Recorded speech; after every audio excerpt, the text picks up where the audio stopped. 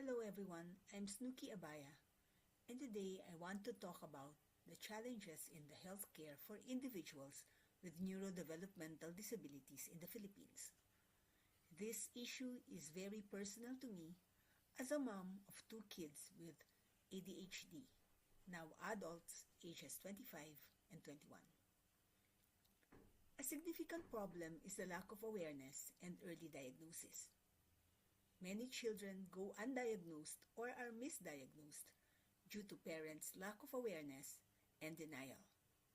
In my case, my son was in school already when we finally realized and believed that maybe he might have ADHD.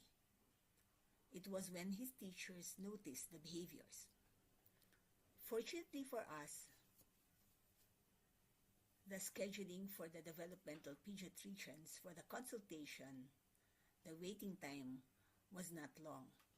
Unlike nowadays, where the waiting time is, it will take around 6 months to 1 year. So that is another concern for the health care for the neurodevelopmental disabilities in the Philippines. The high cost of care is another barrier. Many families cannot afford the initial diagnosis from the specialists and the necessary therapies thereafter. Most of them are not covered by HMOs. Almost 10 years ago, the cost of the occupational therapy for my child was 600 pesos per session. Now, I think it will cost around 1,000 to 1,500 per session. And it must be done at least twice a week.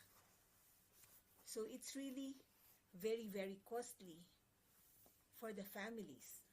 So the financial burden, it can lead to inconsistent treatment and support, especially for those coming from the low-income brackets.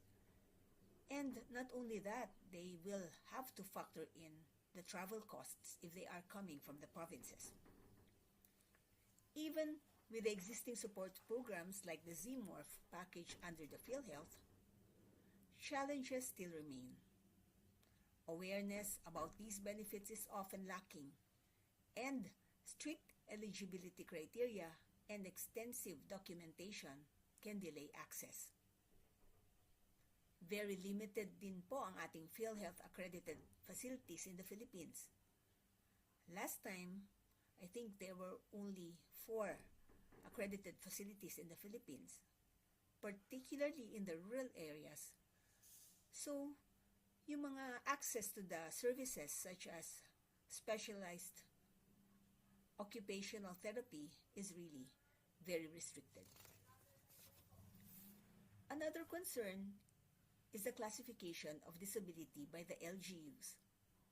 Our group has been advocating for the inclusion of the neurodevelopmental disabilities such as autism, ADHD, Down syndrome, cerebral palsy in our PWD registry form so that they can properly account all those who have these conditions, and they will be able to monitor the conditions, and they will be having programs specifically for them. But this remains an issue.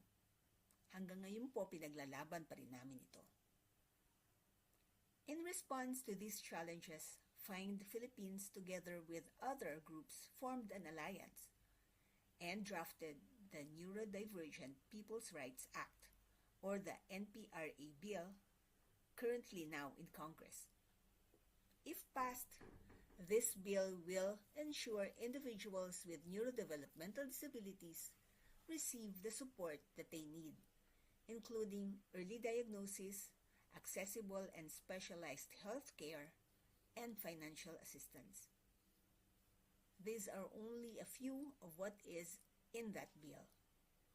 The NPRA bill is a crucial step towards improving the lives of individuals with neurodevelopmental disabilities as well as their families. So let us all support this bill. Thank you.